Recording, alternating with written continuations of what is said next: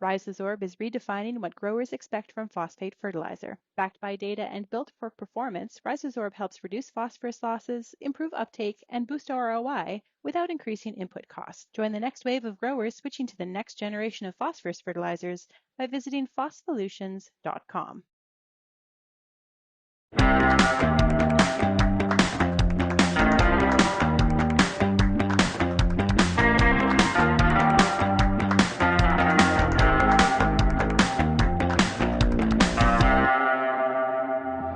The Agronomist is made possible by the Pest and Predators podcast, RealAg Shops, and Mind Your Farm Business. Are you interested in great information to help you mind your farm business? This podcast tackles big issues like farm succession and transition, the buy versus lease decision, and leadership and development of farm leaders. Made possible by support from RBC Royal Bank, visit mindyourfarmbusiness.com or find it wherever you get your podcasts.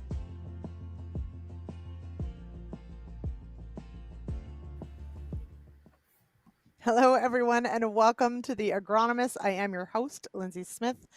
This is the shirt that is closest to Opalite. That's right. T-Swizzle. Okay. Really excited about today's show. I love fall weed control. It's no secret. It's one of my favorite topics. So I'm super excited to get to that.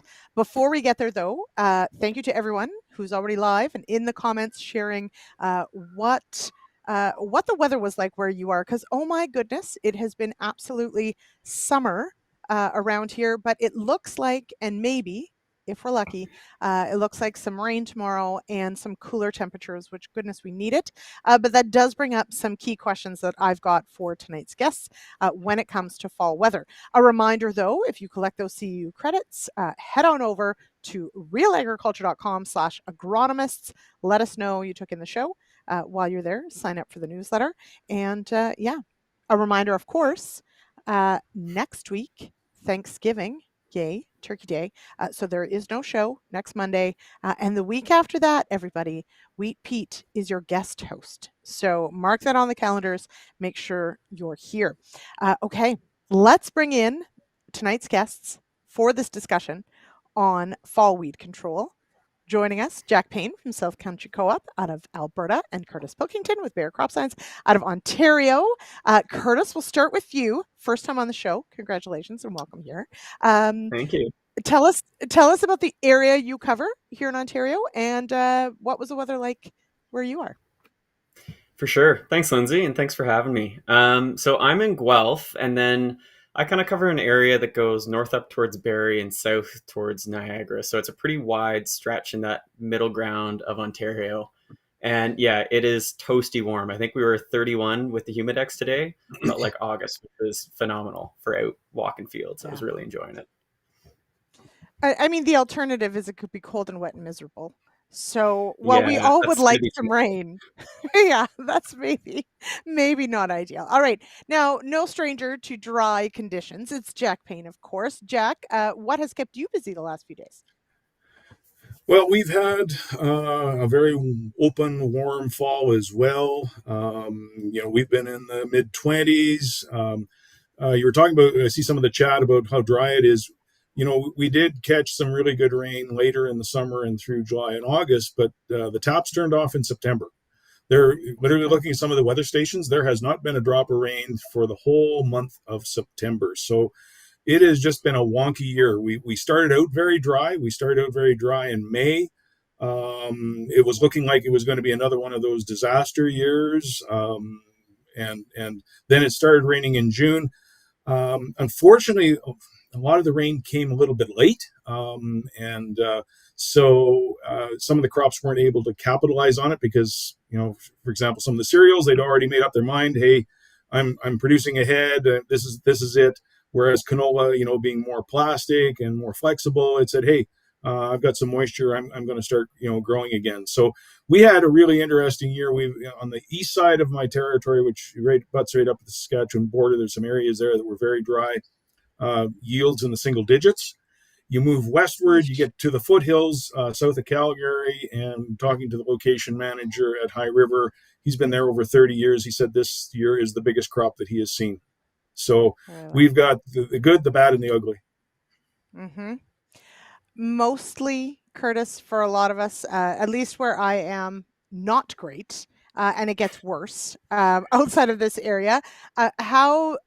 What's left, I guess, in your area to harvest? I'm going to assume corn, but are the beans off? Do you have edible beans in your area? How has the harvest gone? Yeah, so beans are, I was doing a loop around the territory today, and I'd say beans are getting close to being done. There's still some fields out there, and the grower I was talking to was they're hoping to be done in the next couple days. There is a rain coming, so some people are trying to get that done before that comes tomorrow. Overall, it really depends. Like we had very, very spotty rain this summer, and if you caught it at the right time, bean yields were looking pretty good, really solid. And if you happen to be 2 county lines over and didn't catch it, then you're looking at potentially in the 20s. So really variable for soys. Corn's probably going to be the same. I drove past the first grain cornfield that was being combined today too. So I think we're just starting into that now as well. Yeah, here too. The first grain cornfield that I've seen in this area came off, which is very early. I'm in Western Quebec, pretty much, right? So it is. But we caught that rain maybe a couple weeks ago, and that's about it. Mark Davis, Mark, thank you for sticking it out, because he's been here week after week, and it hasn't been good news. 2.7 inches total from June 1 to October 1, where Mark is. That hurts. You're not growing a lot on that. Okay. Now, but tonight's topic is fall weed control. And what I find fascinating, Jack, and maybe I'll start with you because, a dry bias is perhaps more the average for what you deal with. Mhm. I'm always surprised, though, that even in very dry years, what the weed spectrum can look like October, even late October into November.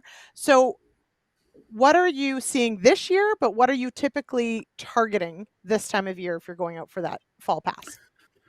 Well, typically, okay, if there is such a thing as a typical year, and a typical year would be stinkweed, shepherd's purse, narrow-leaved hawksbeard. Dandelion is always there. It just keeps going and going. Some stork's bill. We'll see that showing up. This year, what we're seeing now is a huge flush of other winter annuals, though, for example, like chickweed. Because we got the moisture later, we had better soil moisture conditions going into the end of August into September, and chickweed can be a summer annual or it can be a winter annual. Well, I've seen some carpets, literally carpets of chickweed, and it's all over the place. There's literally carpets of it. So Mother Nature is very resilient. If one weed is not there, another one will take its place, and that's right. We've always got that perennial problem. So one thing about weeds, you can always count on them. Yeah, regardless of how dry it is. Yeah, exactly. Yeah. And we can talk about some of those tactics. But Kurtis, we were just saying before we went live, I walked a soybean field today, and really the only weed I could find, and the soybeans came off maybe 2 days ago now, 3, was horsetail or mare's tail. I know that we have to decide what we're calling it. I think it's horsetail. And that was the only green I saw. And it was like field margins, but like quite a bit. So what are you seeing in your area? What would you typically see? Yeah. I mean, there's a little bit of horsetail. I know we don't have it quite as bad as you guys do in the East, where it's can be really a real problem. For us, like some of the weeds that Jack listed off, your shepherd's purse, chickweed starting to come up.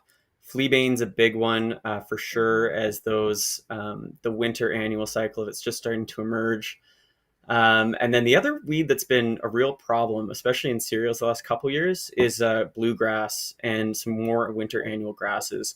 That seems to be a growing issue in the last couple years, and we haven't really seen it that much beforehand. So definitely something to try to contend with. Yeah. Now, okay. So there's always going to be this question, and everyone pop your questions into the comments. Whether it's a particular weed you're struggling with, the time of year, but I do want to break it down into sort of why we target this window. So Jack, I'll maybe go to you first. I mean, you mentioned, yes, the perennials, but winter annuals. What is it about fall weed control that makes it a really useful part of a larger weed control plan? Well, Lyndsey, what I'd like to do is just go back to the basics, and this was a discussion I had many years ago with Neil Harker when he was with or with Agriculture Canada.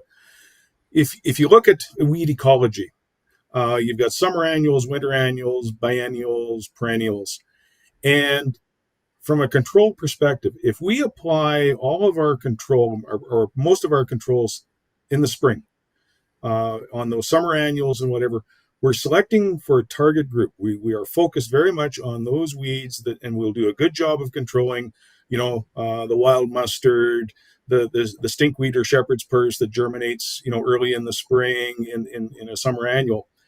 And what we're doing is we're leaving, if we don't do anything in the fall, we've focused all of our control in May and June, and then for the rest of the growing season, there's nothing other than crop competition.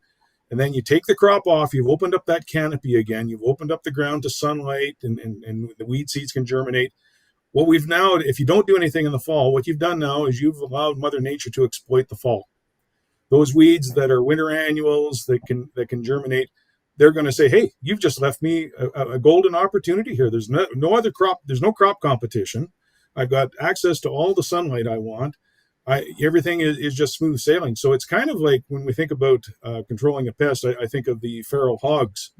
They can't hunt them anymore because they hunted them during the day. Well, what did the hogs do? They went nocturnal. They went for that opportunity to exploit a period when when control practices can't be used. So by not doing anything in the fall, you've left these weeds. You've selected basically an opportunity for them to shift into perhaps a different life cycle. Mm-hmm. Now, Kurtis, you mentioned fleabane. Mhm. There are some very key weeds, and Mark shares he's got issues with bluegrass as well. But I mean, building off of Jack's point of that, exactly that, it is a time of year where if we're not getting ahead of these weeds in whatever fashion, and we have lots of options, but it does mean that they can sort of run rampant. But for something like fleabane, how important is something like fall weed control when fleabane is one of our major issues? For sure. Fleabane's a great example where fall weed control can be key. And I'll kind of break it down into the three main groups of weeds that we try to target in the fall and what can be really beneficial. So in my mind, that's our biannuals, our winter annuals, where fleabane would fall, and our perennials. And there's a couple reasons why those big three, why fall gives us a great opportunity to control them. So first off, for a lot of them, they're smaller. If, say, it's a winter annual that's emerging in the fall, we're going to have a better opportunity for control than if, like this year, we've got a warm, open fall. It can really get going. Those might be a little larger when they're overwintering, and then they get off to the races in the spring. If it's wet, by the time we're in there, it might be too late to really get an effective kill. So that's a really important component to consider. The other side of it, which especially for the biannuals and the perennials, is translocating that herbicide down to the roots to try to get a more complete kill. So the advantage of going in the fall is those perennials, those biannual weeds, they start to shift into almost get ready for winter mode, and they'll start translocating those nutrient sugars from the top part of the plant down to the root. And if we're using a systemic herbicide, it can hitch a ride and join those nutrients to get down to the root and give you a full kill, and try to prevent that from potentially reflushing and coming back in the spring. So lots of really good key points to unpack there and hit on. And Peter also, I hate to say it, Pete, you're reading my mind. But this is my question, and I'll put it to both of you because, Jack, I can't believe I'm saying this, but I think that I had frost before you did here in the Ottawa Valley. So we actually had a frost, not a very cold one, but 2 nights in a row of like 0 to minus 0.5. And then, of course, we're back to summer for a while. But along the same vein, so we've got a frost, but then perhaps mild weather, even warm weather. Kurtis, I'll go to you first on this one because Pete is asking, we've got this rain event potentially coming tomorrow. For some people, it sounds like it's dissipating. For others, it looks 90 to 100% that it's going to happen. We've got warm soil, we've got dry conditions, but could we be setting up for some serious flush of weeds with this rain that we need to be out scouting for? For sure. I would expect that's probably what's going to happen. Like the fields I've been scouting lately, I've been surprised by how little new emerging weeds there actually are. And so once we get some rain and some moisture, I expect we'll probably see a pretty good flush.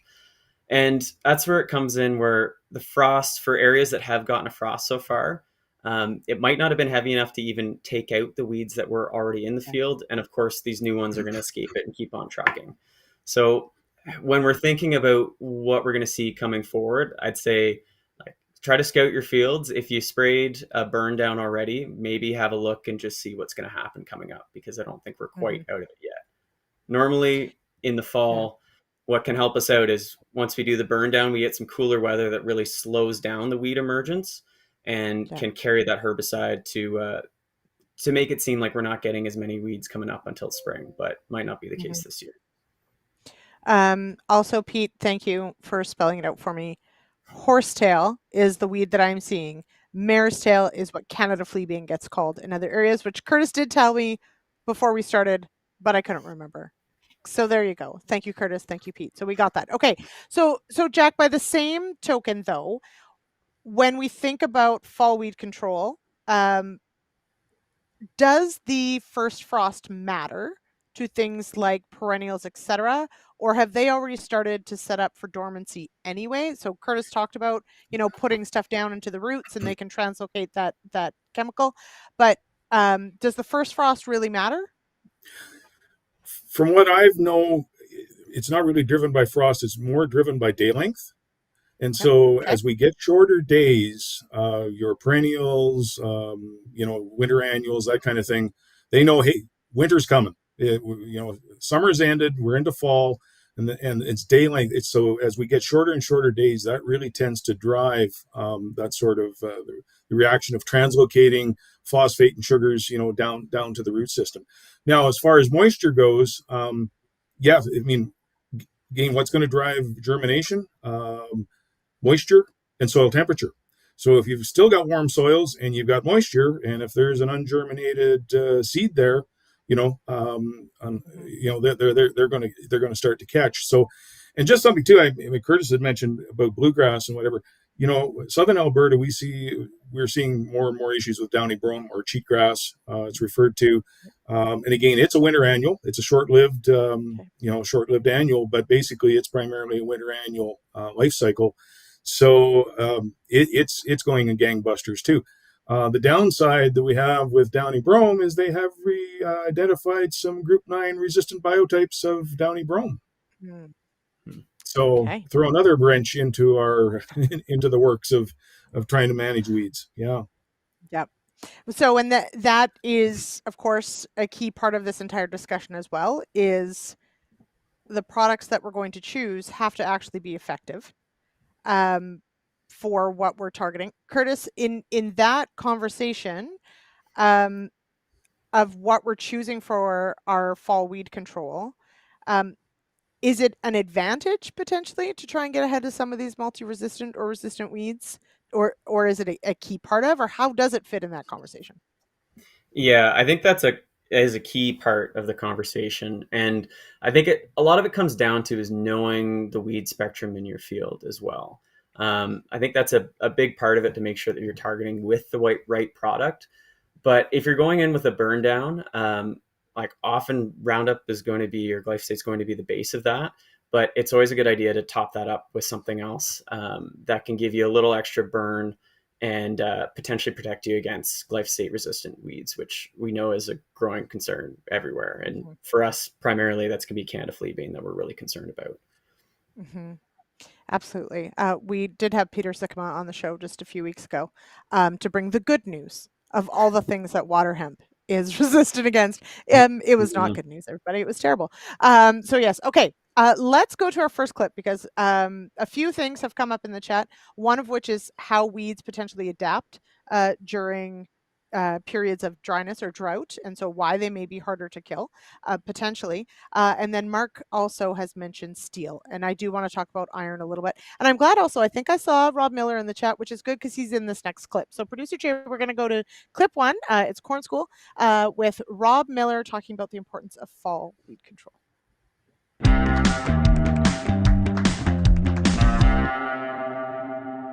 I want to talk about weed control. It's that time of year, and I'll tell you what. First of all, I want to go back to last fall. We've done videos and we've talked a lot about it over the years. The need for fall weed control and what you can achieve when you get out there and get some fall weed control done. This is a perfect example. Just describe this field. Yeah, so last fall, as you remember, wide open fall, perfect conditions, earlier harvest. We had a really good opportunity for fall weed control. And this particular case, this is after wheat, cover crop oats, and the entire field had fall weed control. The only part on this side actually had an extra tillage pass done after that fall weed control. But you can just see we are clean, setting ourselves up for success. We're not trying to chase weeds, especially some of those larger perennial weeds that have the larger taproot. We're setting ourselves up for success this year, and also managing some of those perennial weeds. So it's not only just the dandelion, it's the fleabane, the chickweed, the shepherd's purse. All those weeds are controlled. And yes, we do have to continue to monitor them. We're going to have some annual flushes here, but we're setting ourselves up for success and one less thing to do during that busy spring. Now, Rob, we got some good work done here. Just before we go on, I want to talk about this tilled field here. It looks good, but you might have a little issue going forward. Yeah, so we do have a little bit lighter soil here at this research farm, so we're able to actually get in and do some early spring tillage because we're going into some spring cereals. And in this particular case, we didn't have the opportunity to do as much fall weed control. We're starting to see the field violet, the shepherd's purse, the fleabane starting to grow in clumps. We did that high-speed disc tillage pass, worked the soil up really nice.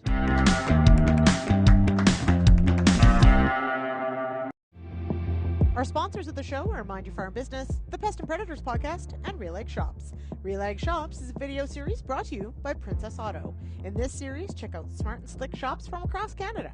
Do you know someone who has a great shop? Nominate them for a tour by emailing shaney@realagriculture.com. And check out the videos on YouTube.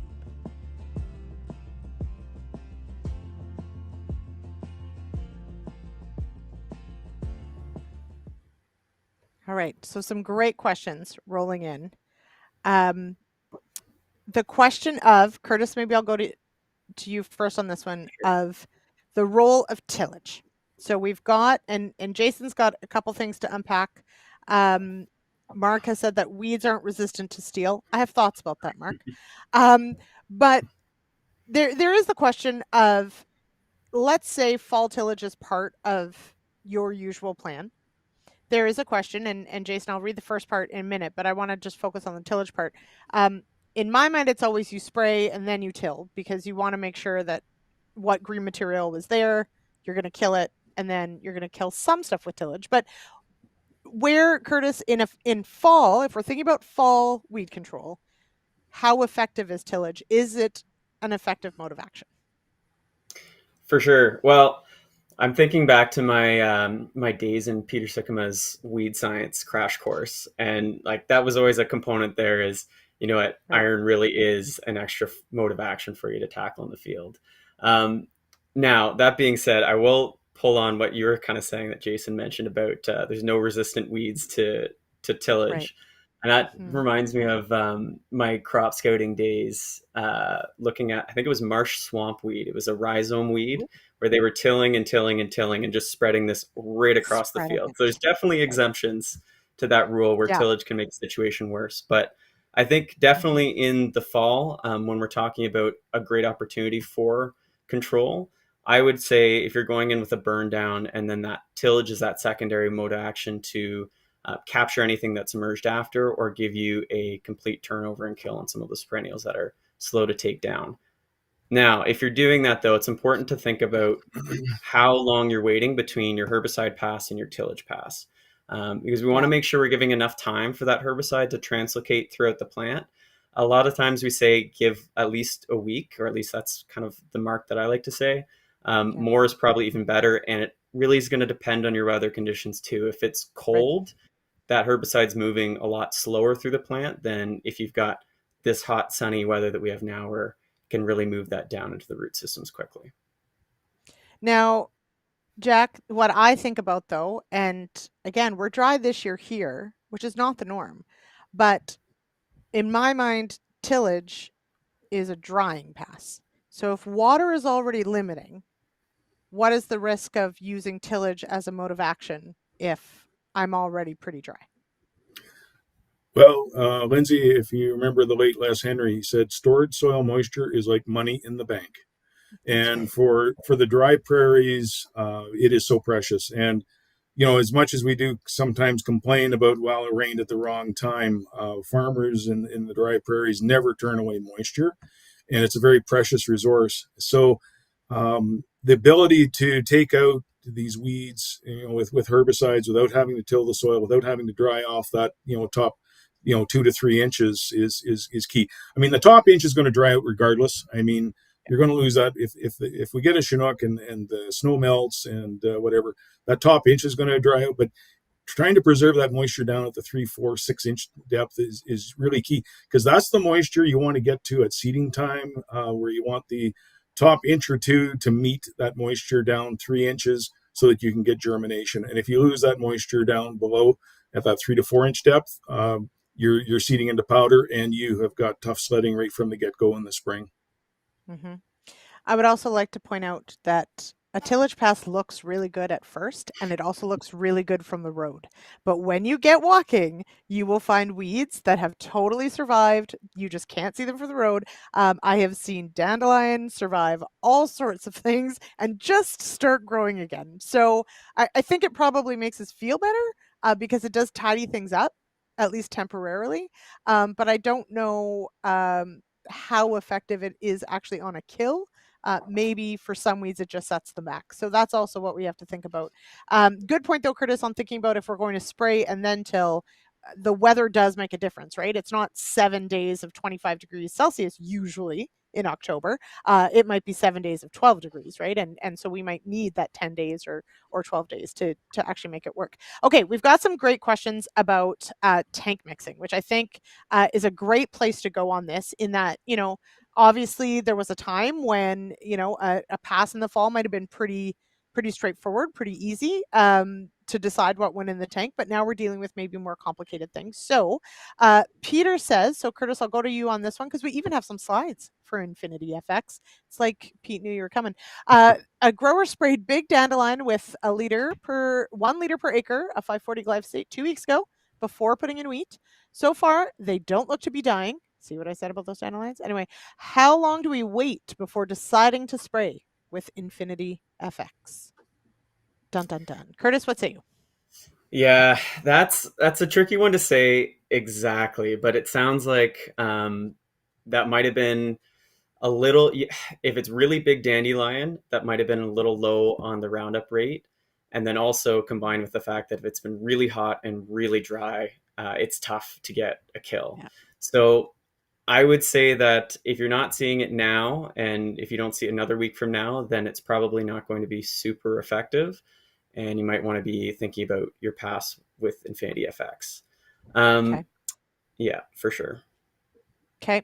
Do you want to go to some slides and talk about? Sure. Yeah. Why don't Let we me start. jump Sure. to?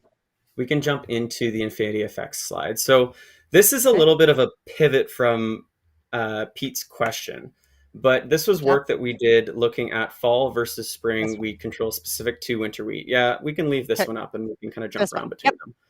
Yep. So Okay. Cool. what we were looking at here is what's the benefit to your cereal crop with going in with a fall weed control versus a spring weed control. And in Peter's trial, he was looking at a whole range of products, not just Infinity FX, not just Bayer products. And really interestingly, if you look at this slide here, we're looking at less percent control from this fall application if you're looking in the spring. So this is a rating done in the spring. So we're around 85% control with Infinity FX, around 98 with that spring app. A 2-pass program was 100% control, essentially. If you jump to the 2-year yield slide, I think pops up. I think that's, yep. Yep, you can go to the one where it's just the 2. Yeah. So this is what we're looking at for the yield story. So across all products, even though, and this is applied to the rest of the products too, we'd see less percentage of visual weed control in the spring. We'd get a higher yield from that fall application. So that was consistent across all the products. And it was a 7 bushel yield advantage, which was pretty significant, averaged across all of those products. And so the interesting thing that I like to try to point to here, I think is a good takeaway, is the importance of critical weed-free period in wheat, and how if we can get in there in the fall and prevent interference from those weeds as they're emerging, or those perennials that are still hanging around when that wheat crop's going in, we can really set it up for success in that early stage when it's first germinating and most sensitive to weed interference. Interesting. I never really thought about that, but that actually makes perfect sense, right? In that the crop does start in the fall, even though it really takes off in the spring and has to fertilize, there is still that important. And so this will make Pete happy, because Pete would like everyone to make sure that they spray their wheat, or at least spray before, or maybe both. So there you go. Okay, so that, of course, this is something to consider in that question with those big dandelions then, regardless of, I mean, they were trying at least, but maybe it wasn't the right rate given the conditions and the size of them potentially ahead of the wheat crop. Yeah. And okay. it's tough for really big perennials like that, or really big Yes, they dandelions. are. Like, you have to go with a heavy rate up front. And Infinity FX, if they're really, really big dandelions, it's going to probably have to work pretty hard on them too. So hopefully if you hit them kind of at the right time, when they're really starting to pull that herbicide down, you might get some better suppression on them. Okay. Now, Jack, on the topic though of a tank mix in the fall,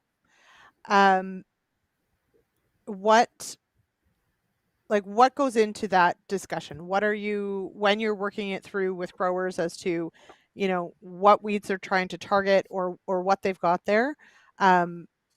What does that conversation look like? And in, say, a year where we might have a late flush, like if we get some rain, because Jason Vogt out of Manitoba is sharing that there's been lots of regrowth. It's been very wet, and a lot of fields haven't been worked, but there's been a lot of regrowth with volunteers and annuals and perennial weeds.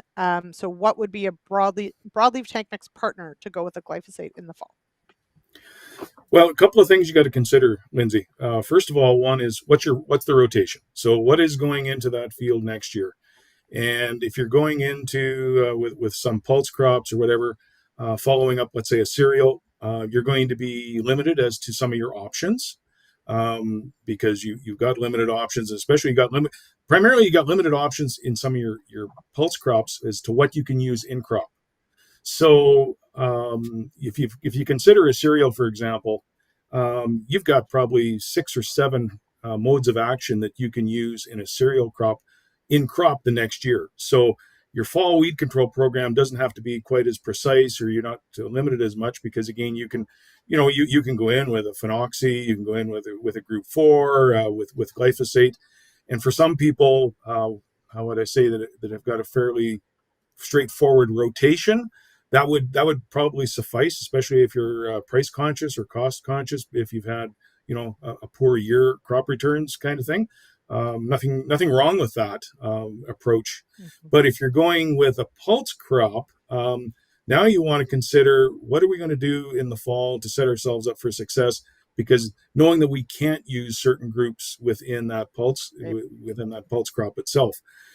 The other thing, I guess the thought is, Lyndsey, I just want to throw an idea out there just to brainstorm a little bit. A lot of times, a grower is got a crop rotation, and we're going to grow this crop on this particular field, and we'll decide what we're going to use for herbicides based on the weed spectrum. If you've got a real problem field, and if you're dealing with herbicide-resistant weeds, you might want to take a different approach slightly and say, what are the driver weeds on this field, and let's decide what we're going to use for herbicide products, and then see what crop will fit with that, with the tools that we can use. So in other words, thinking about it a little bit differently, let's think about going after the weeds first, rather than thinking about, here's the crop we're going to grow, and then we're going to decide, how to deal with the weeds. Just a different different train of thought. Well, and Jeanette had mentioned in the chat earlier that, of course, we do have to keep recropping restrictions in mind when we're thinking about what goes on. Kurtis, we only have 3 crops to grow in Ontario. So Hey, Some don't people forget only about grow those edible two. bean growers. Oh, sorry. Yeah, so different from soybeans. Um, yeah. Oh, even more restrictive. Yeah. So, but I think Jack, that's a really good point to discuss. So, Kurtis, I mean, trying to take that in when you have now the West for a lot of areas. I mean, they might have 5, 6, 7 crops in rotation that they might be able to pull some acres into or out of, depending. But in a much shorter rotation or more limited rotation, how does that idea of I have a problem weed, I need to potentially switch up my cropping plan, how does that conversation go? Because I certainly know when we talked a few weeks ago about herbicide resistant weeds, it was making edible beans potentially one of the ones that had to come out of rotation because of really troublesome weeds.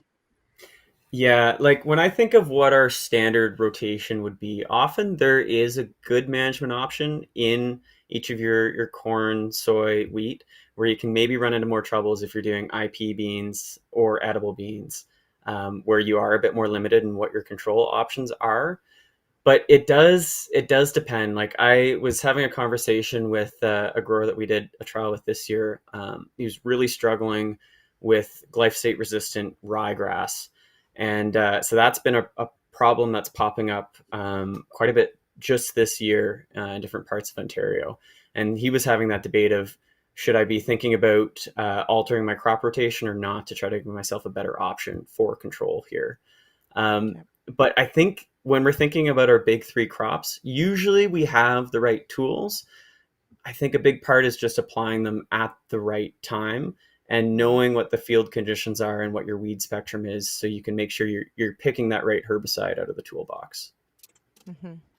I have to apologize. Apparently, it was Jason that talked about the recropping. Jeanette, though, you can totally take the credit. Um, Look, guys, maybe I need glasses. And when I just look at the tiny little print, Jason and Jeanette look very similar. Okay, so, but definitely it is a consideration. Um, exactly that for the pulse crops, for edible beans, for some of our potentially more sensitive or crops with limited in crop options, we maybe have to take a hard look at which fields potentially are even candidates anymore, which is probably part of that discussion. And maybe that's not forever. Maybe it's just until you get ahead of some of those weed problems. Now, I do want to talk about how um, the weather does play a role, and we are, of course, are going to have to talk about, I mean, temperature as well. Um, but this question of, and Mark mentioned it earlier with bluegrass not dying, even though he had applied what seemed like an ample rate of herbicide to it. But in really dry conditions, Jack, our weeds can sometimes adapt and make themselves actually harder to kill, or potentially in very dry conditions, they're just not actively growing all that much, so they're just not going to be that impacted. So how then in, let's say, in a very dry year, what tweaks or management changes can you make to potentially target some of these weeds that are putting up a defense? So you mentioned a couple of factors, Lindsay, and sometimes the two of them work together. So you've got drought, and so when it's dry, what's the plant's response? It thickens up the cuticle on the leaf because basically the cuticle, is to keep moisture in. It's a way of retaining that moisture within the plant so it doesn't lose it. So it's like putting a raincoat on. Well, you put a raincoat on, keeps the water in, but what's it do? It prevents anything, makes it hard for anything to get into the leaf. So Right. you've got a thicker cuticle that you have to deal with.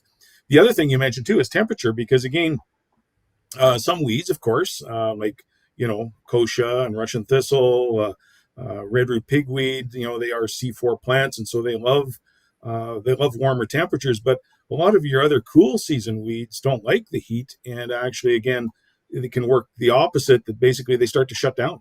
Right. Temperature wise, if it's too hot, they'll start to shut down. But you also get in the fall the flip side of the cooler temperatures. Again, if you're running into temperatures, let's say daytime air temperatures 10 degrees and lower, it's going to start to shut down the metabolism of those plants as well. So you're also running into a situation where it's a little bit tougher sledding for the herbicides to work. One, because of possibly slower metabolism, and secondly, thicker cuticles. So it goes back again to the basics. Good coverage, going in with higher water volumes, using surfactants. I know for ourselves in Western Canada, we're using a lot of AMS added to the spray tank to help improve the uptake. I mean, using AMS has helped a lot with glyphosate, especially when we're dealing with with hard water and that kind of thing. But any of those things, higher water volumes, AMS, surfactants, anything that you can do to give that herbicide solution, a chance to get into the plant is going to be helpful. Mm-hmm. Kurtis, from an Ontario perspective, how does that potentially play in as far as the weed spectrum that we're dealing with, if it's very dry, let's say, or as it has been, it's been very, very warm, but very dry. Are we going to have a harder time killing some of these weeds potentially? Yeah, I think so. And I think that kind of reflects back to the dandelion comment that I think it was Jason maybe had about having big dandelions that were tough to kill. Mm-hmm. Part of the situation we're likely seeing there. And I'm going to agree with Jack on all fronts on use what tools are available to you, whether it's going in with AMS or adding in another adjuvant or surfactant to kind of help with that penetration of the leaf. I think another important part of it too is maybe in some areas we can get away with not using that all the time here, but it's important to check herbicide labels and see. Sometimes there are specific weed callouts where we say, normally we don't actually need to add AMS, but if you're trying to target this specific weed, go in and add it to give yourself that extra boost in efficacy. So keep tabs on that as well. Yeah. Okay. We're going to pause for just a moment. We're going to go to our last read of the night, and then we've still got, oh goodness, I still have like 3 more things I want to cover. And we do, there are some questions about water volume, which is always a good one because we have differences between east and west of what is a high water volume. So producer Jay, if you would, let's go to our last read of the night. Our sponsors for the Agronomists are RealAg Shops, Mind Your Farm Business, and the Pest and Predators podcast. This podcast series is where top entomologists highlight the insect field heroes hard at work for Canadian farmers. Hosted by RealAg's Sean Haney and brought to you by Field Heroes, powered by the Western Grains Research Foundation, Pest and Predators is an in-depth look at the many insects who share our fields. Find out more on realagriculture.com or visit fieldheroes.ca.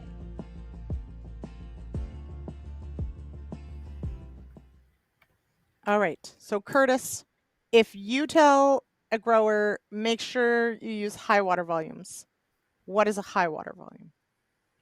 So for me, that would probably be more in the 15 to 20 gallons. 20 would be going pretty high, but 15 is often that mark for the East, which I know is a lot different than what the West might be doing. Yeah. Jack, is it 4? No, I'm just kidding. Realistically, though, if you're talking high water volumes, Jack, what is reasonable for you to expect a grower to actually go and do? 5 is in the norm.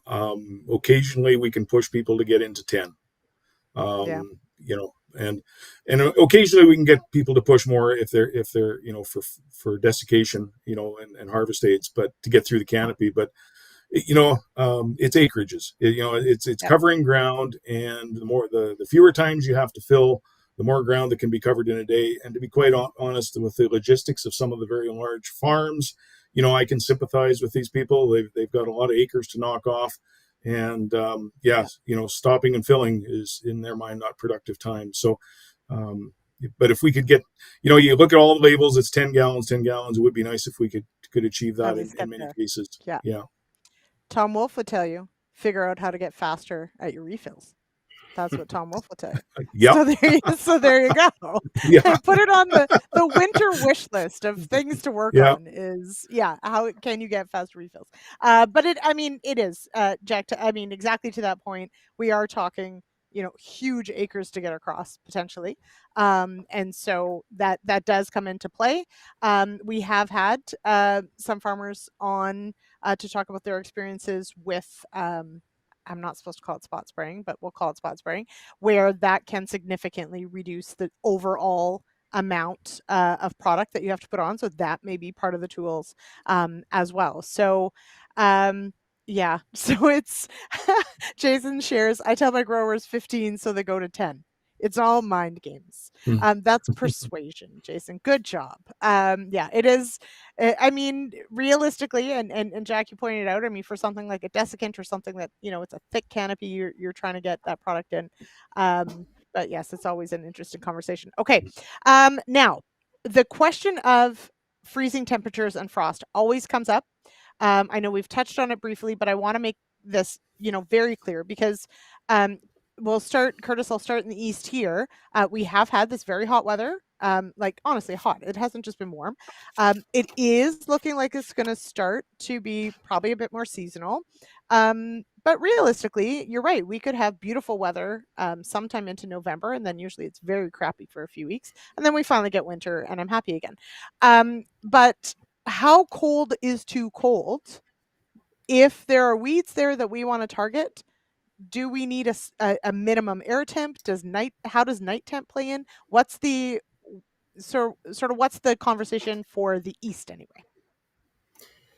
For sure. So there's a couple factors at play. I think one is the temperature side, and then there's also a frost component if we get cold enough for the frost. On the temperature side first, I think what everyone's heard of is that like classic line they throw out is the 3 degrees 3 days before and after. Now that isn't all of it, and sometimes like I'll get the call of like there is no possible way I can find this many days where it's going to be above 3 degrees day and night. What's important to really consider is what your daytime temperatures are. So if you're getting high temps in the day, like to the point where you're above 8 degrees, 10 degrees, that's kind of prime time to be getting the herbicide down.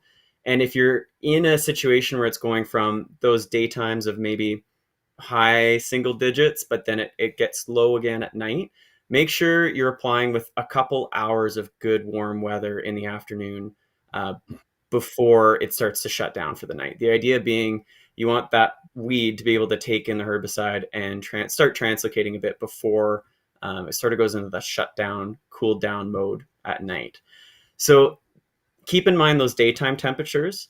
On the frost side of things, that's where it can change the equation a little bit. It depends how severe the frost is. And again, like with everything in agronomy, it depends on so many factors, including what weeds you're actually looking at. Because we have some weeds that perennials, like say a milkweed or bindweed, that are pretty frost sensitive. And so a good frost, they'll start to die down. And it doesn't really matter if you've applied that herbicide afterwards. It's not really going to do much. You're not going to see it penetrate that leaf tissue and move around much in the plant. On the other hand, we got something like dandelions or those emerging fleabanes, which can handle a frost and then kind of be on pause for a couple days and gear up and start growing again. So in that case, like always just give it probably 2 days after a good frost, then walk the field, see what the weeds are looking like, see if they look like they're starting to green up and start growing again. And that's a sign of, you know what, if I apply this herbicide now, it's gonna do something. Just expect that it might work slower than if you're applying in peak conditions. Right. Now, Jack, sometimes like it does mean even for parts of Manitoba, parts of the prairies, like there could be beautiful spraying conditions, even like late November if we have a super open fall, but late October is still like very much in the wheelhouse for sure. Does it change much from what Kurtis said as far as a frost and the weeds that you're targeting? Is 2 days or 3 days, like how do we sort of gauge what has happened and what the forecast looks like, if we can even trust the forecast? But how do we use frost in the equation? Yeah. So a lot of what Kurtis said, the principles apply across the board, whether you're Eastern Canada or Western Canada. The big factor in this is the variability of the frost itself. So, I mean, typically, if you look at, our guidelines, if the temperatures, are 0 to -1, -2, and you've got nice daytime temperatures, where it warms up above 10 degrees, you can probably go in there, within the next day and things will be tickety-boo. You start getting into that -3, -4, -5, that's where it starts to get a bit iffy, where now you're going to have to wait at least, 1 to 2 or maybe 3 days, again, like the 3-day rule. And the other thing you really need to do is to assess again, look at the weeds themselves. They'll tell you the story. Have they been hurt? Have they been set back? Because the other aspect you got to look at too is, have they had a chance to harden off? Has there been some, cooler temperatures to increase the sugar levels in the plant material, so that, it acts a little bit like antifreeze.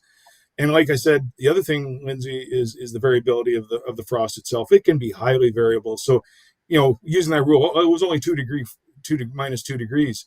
was, okay, maybe at this weather station, but what was it, half a mile away or 1 mile away? You could easily be into that -5, -6. And you might be spraying something that is not going to take up the herbicide at all. So it's hard to make any general rules, like I say, based on temperature. If you've had a good hard frost on the, and you're saying, I'm sure it got down to at least -4, -5, give it a couple of 3 days, and then again, go out and just start looking at the weeds themselves and see what they're telling you. Have they taken it on the chin, or are they still doing quite well?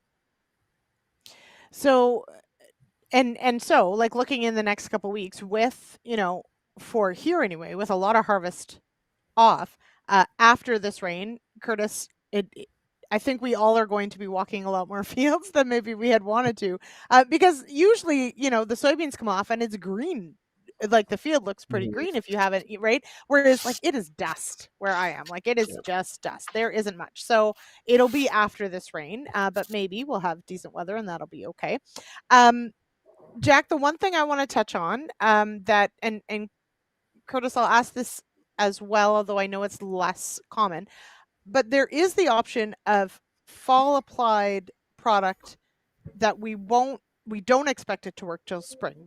The whole point is to put it on in the fall for early spring use.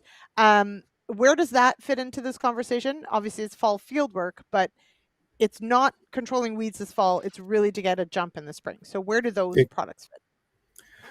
So those really fit well with the crops, some of our pulse crops like lentils that are not very competitive. If you've got well-established winter annual weeds or even summer annuals that are going to germinate in the spring early before the crop, they can get a jump on the crop. So we've got this window of opportunity, and it kind of reflects back on what Kurtis was saying about spreading out the workload. We've got this beautiful weather right now. We've got this opportunity to get some extended control products or residual products down, in those fields. A lot of them are group 14, group 15 modes of action, group 3s, and especially with the 14s and 15s, they do require moisture for activation. And so when you're looking at, you can put some of them down in the spring ahead of seeding, but you're really gambling on hoping and crossing your fingers that you're going to get a rain to activate that herbicide treated layer before the crop starts to emerge and before the weeds emerge. So by putting it down in the fall, we usually will get snow, rain, or a mixture of which will provide enough moisture to get things activated.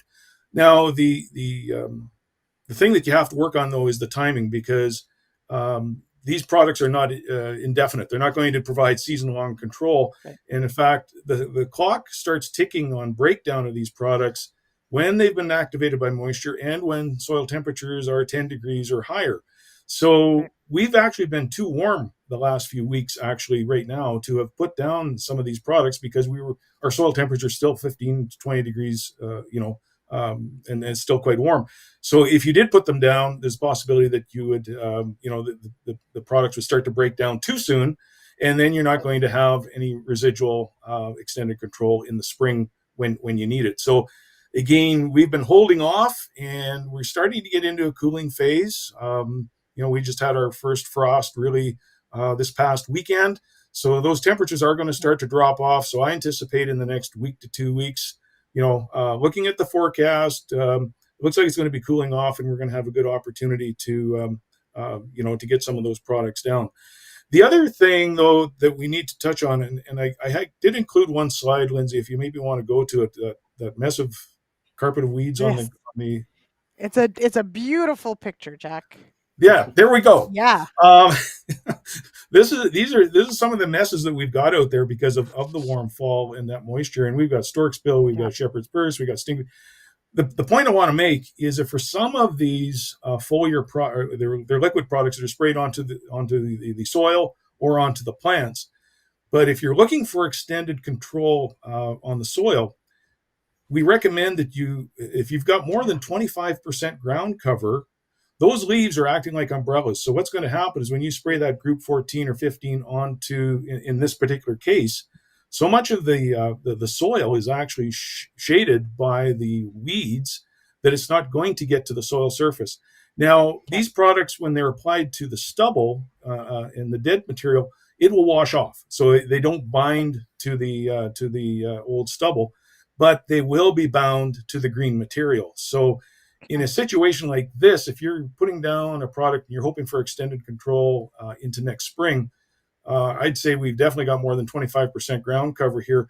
You'd probably anticipate to see less control in the spring than what you'd want. These products will still provide some control to the foliage, absolutely, but you're going to shortchange yourself on that extended control in the spring. So just something to keep in mind when you're looking at some of those products. It's a really good point. A really good point as well. As Mark says, it looks like sheep feed. 100% my sheep would eat this. Our fields, though, right now are just dust. So I'd love this much weed cover on the fields that they're walking across right now. So there you go. Okay, now, so Kurtis, when I and maybe actually producer Jay, keep this up just for a bit because I have another question, but I want to go to Kurtis on this first. When I think about these, fall applied for spring, they need cool soils and we're putting them on because we probably won't have enough moisture. I see where that fits in the West. Is there any fit for them in the East, or do we have products like this that could find a fit, or do we just have typically too much moisture or too warm?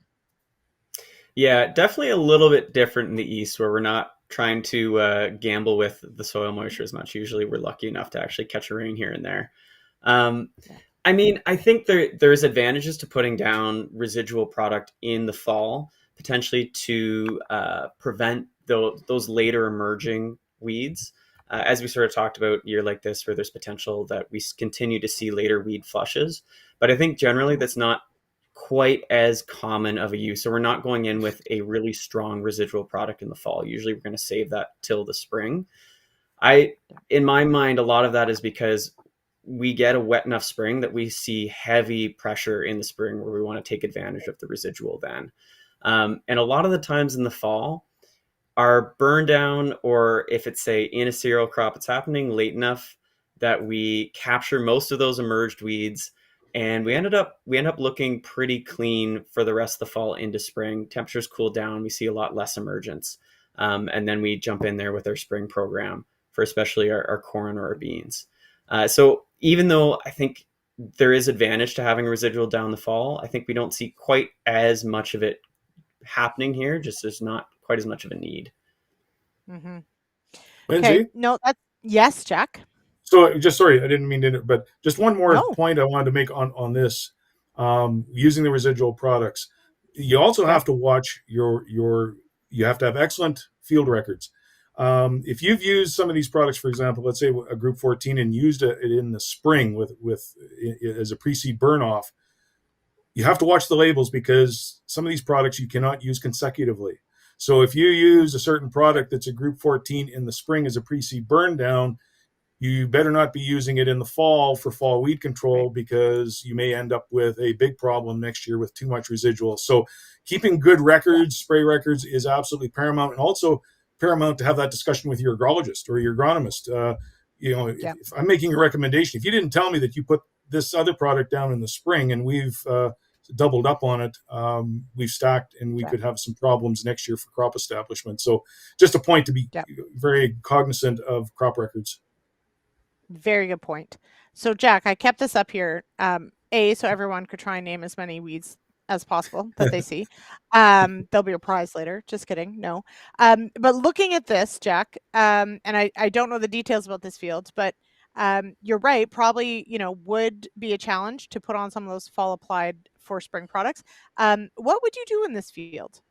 Assuming this is like today, what would you recommend for this field beyond running my sheep across it, which they would love it. But yeah. Well, if you were looking at products extended control, we've already got the ground covered. I would go in with just a broadleaf, if it was going into a cereal or something next year again, I'd go in with something that would, knock out those broadleafs right from the get-go. That's the immediate thing. I'm looking at some of these big storks bill and things. And it goes back to, again, some of the basic principles of, the bigger the weed, the harder they are to control. This is going to be an absolute. If nothing is done to control this and stop this right now, there's going to be one heck of a mess here next spring that you're going to have to deal with. And I would just go in with glyphosate, some dicamba or 2,4-D or something, and just burn this down, get rid of this stuff right from the get go, and then see where I'm at next spring. Yeah, absolutely. Exactly that. Especially if you get some moisture early, or maybe too much moisture, heaven forbid, Jack. I mean, it could be a while before you get on this field. So imagine how large they'll be by the time you actually get out there. They'd be huge monsters. Okay, we are out of time. I agree with Ray DeBanco. Great listening tonight to the two of you. Definitely have you back. This has been a lot of fun. I've learned a lot. I did want to, Jim, I saw your name earlier, and I did want to mention Jim shared about the hard water. So Jack, I'm glad you mentioned that as well. That knowing that you've got hard water means you can do something about it. So please give that a look if you don't already know, because it can make a huge difference in efficacy, and there are things you can add. So that's a really good point, Jim, as well. All right, Kurtis, Jack, thank you so much. And again, next week, holiday, and then Peter Wheat P. Johnson's hosting after that. But thank you both. This was a lot of fun. I appreciate it. Cheers, everybody. Thanks, Lyndsey. Thanks for having us.